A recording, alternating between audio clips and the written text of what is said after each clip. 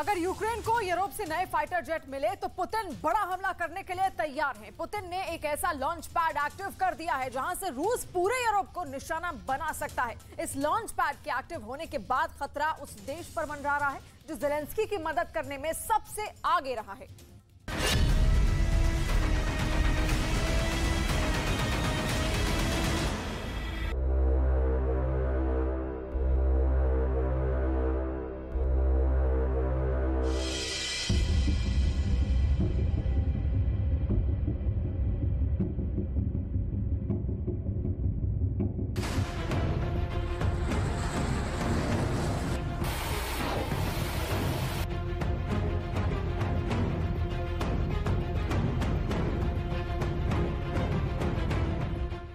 रूसी जेट्स की दहाड़ से गूंजा बाल्टिक सागर।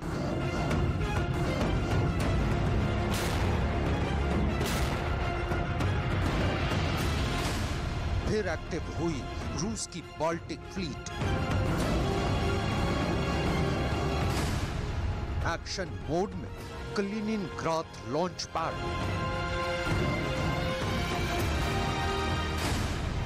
बाल्टिक में तैनात पुतिन के किलर फ्लैंकर।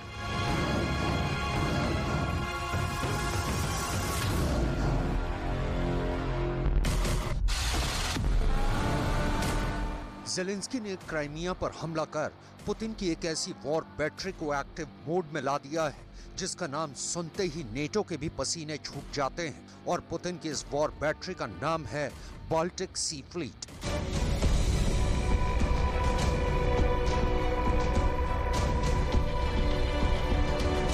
इधर क्राइमिया पर यूक्रेन का ड्रोन अटैक हुआ और उधर पूरा बाल्टिक सागर पुतिन के ऐसे पहरेदारों की दहाड़ से गूंज उठा जिन्हें हाल ही के वक्त में रूस की बाल्टिक सी फ्लीट में शामिल किया गया है। और पुतिन के इन नए पहरेदारों का नाम है Su-30 और Su-30 SM-2 फाइटर जेट। रूस की न्यूज एजेंसी तास की एक खबर के मुताबिक अब बहुत जल्द पूरी दुनिया रूस की बाल्टिक सी फ्लीट में शामिल किए गए Su-30 और Su-30 SM-2 फाइटर जेट की जुगलबंदी देखने वाली है। दुनिया Su-30 और Su-30 SM-2 को फ्लैंकर सी और फ्लैंकर एच के नाम से जानती है। पूरी दुनिया इनके कोबरा मैन्यूवर का लोहा भी मानती है।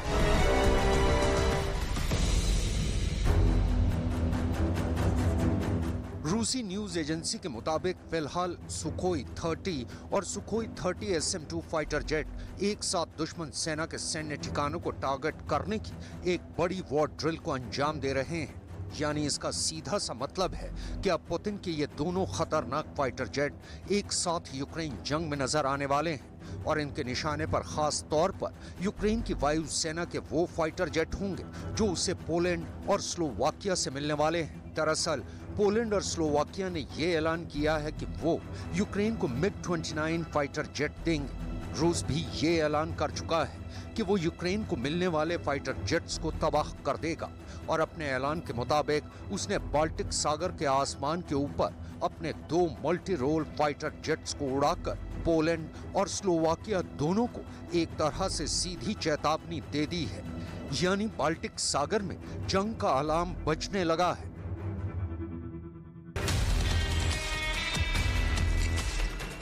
रक्षा विशेषज्ञों का मानना है कि रूस जंग मैदान में अपने नए फाइटर जेट्स को यूक्रेन की सेना और उसके सैन्य ठिकानों पर हमला करने के लिए एक खास रणनीति के तहत उतारने वाला है। इस रणनीति के तहत अब Su-30 और Su-30 SM-2 फाइटर जेट से एक साथ उड़ान भरेंगे।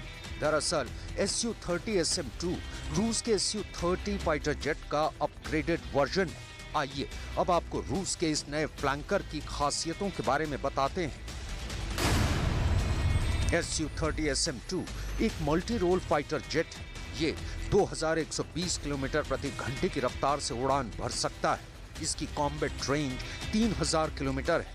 ये 30 mm की एक GSH-30 ऑटो कैनन गन से लैस है। Su-30 SM-2 में 12 हार्ड पॉइंट होते हैं। इसे air to air, air to surface, anti ship और एंटी रेडिएशन मिसाइलों से लैस किया जा सकता है। Su-30 SM-2 को कई तरह के गाइडेड और अनगाइडेड रॉकेट और बमों से भी लैस किया जा सकता है।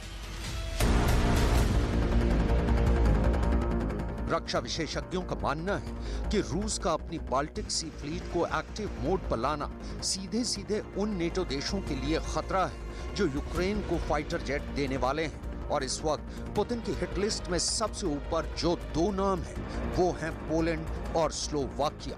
दूसरा, रूस की बाल्टिक सी फ्लीट का हेडक्वार्टर एक ऐसी जगह पर मौजूद है जिसका नाम सुनते ही नेटो देश थर्राने लगते हैं। कलिनिनग्राद, यानी 224 वर्ग किलोमीटर में फैला वो इलाका जिसके खौफ में नेटो देश हमेशा रहते हैं। रूस के लिए कलिनिनग्राद एक ऐसा सैन्य अड्डा है जो पूरे यूरोप पर भारी पड़ सकता है। आइए अब आपको बताते हैं कि आखिर क्यों कलिनिनग्राद का नाम सुनकर नेटो देश दहशत से भर जाते हैं। कलिनिनग्राद की भौगोलिक स्थिति इसे सैन्य रूप से रूस के लिए बेहद महत्वपूर्ण बनाती है। दरअसल कलिनिनग्राद बाल्टिक सागर के किनारे बसा है और बाल्टिक सागर Denmark, Finland, Sweden, Germany, Poland, रूस, एस्टोनिया, लातविया और लिथुआनिया से घिरा है। और कलिनिनग्राद दो नेटो देशों पोलैंड और लिथुआनिया के बीच का इलाका है। कलिनिनग्राद में रूस के दो बड़े सैन्य बेस बाल्टिस्क और चकालोवस्क हैं। बाल्टिस्क में रूस का नेवल बेस है जबकि चकालोवस्क में उसका नेवल एयर बेस है। बाल्टिक सागर में बाल्टिस्क रूस का एकमात्र वार्म वाटर पोर्ट है, मतलब जो साल भर बर्फ से मुक्त रहता है। इसी वजह से ये रूस की नेवी के ऑपरेशन के लिए बहुत अहम है। पिछले 2 दशक के दौरान कलिनिनग्राद रूस की जियोपॉलिटिकल स्ट्रेटेजी के लिहाज से भी बहुत महत्वपूर्ण बन गया है। सिर्फ इतना ही नहीं, रूस इस जगह से बाल्टिक सागर में यूरोपीय और नेटो देशों की आवाजाही को पूरी तरह से भी रोक सकता है। अगर रूस और नेटो के बीच भविष्य में कोई युद्ध होता है तो कलिनिनग्राद रूसी ऑपरेशंस के लिए एक महत्वपूर्ण लॉन्च पैड होगा। दरअसल कलिनिनग्राद सुवाल्की गैप के पास स्थित होने की वजह से भी अहम है। सुवाल्की गैप एक 65 किलोमीटर लंबा जमीन का टुकड़ा है जो कलिनिनग्राद और बेलारूस को जोड़ता है। लेकिन सुवाल्की गैप नेटो सदस्य देशों पोलैंड और लिथुआनिया के बीच में पड़ता है। अगर रूस सुवाल्की गैप पर कब्जा कर ले तो वो पोलैंड और तीनों बाल्टिक देशों यानी लिथुआनिया, एस्टोनिया और लातविया का नेटो के बाकी देशों से संपर्क काट सकता है। इसलिए रूसी सेना कलिनिनग्राद में अपनी सैन्य शक्ति को तेजी से बढ़ा चुकी है। globalsecurity.org के मुताबिक रूस ने कलिनिनग्राद में करीब 1 से 2 लाख सैनिक तैनात कर रखे हैं। 2016 में रूस कलिनिनग्राद में इस्कंदर मिसाइल सिस्टम तैनात कर चुका है। इस्कंदर मिसाइल की रेंज 500 किलोमीटर है। रूस कलिनिनग्राद से पोलैंड, जर्मनी, यूक्रेन समेत मध्य और उत्तरी यूरोप के नेटो देशों को आसानी से निशाना बना सकता है। रूस और यूक्रेन के बीच जारी जंग को 1 साल पूरा हो चुका है। यूक्रेन के डॉनबास के कई इलाकों में रूस और यूक्रेन के बीच भीषण जंग चल रही है। दोनों एक दूसरे के सैन्य ठिकानों को निशाना बनाकर उन पर लगातार हमले कर रहे हैं। रक्षा विशेषज्ञों का मानना है कि रूस ने जंग के कई मोर्चों पर पीछे हटने और शिकस्त खाने के बाद अपनी रणनीति में जो बदलाव किए हैं उनका असर अब जंग के मैदान में साफ नजर आ रहा है। इसके साथ साथ रूस ने जिस तरह अपनी बाल्टिक फ्लीट और बाल्टिक सागर में मौजूद अपने सबसे अहम सैन्य बेस कलिनिनग्राद को एक्टिव किया है वो नेटो देशों के लिए खतरे का सबसे बड़ा अलार्म है।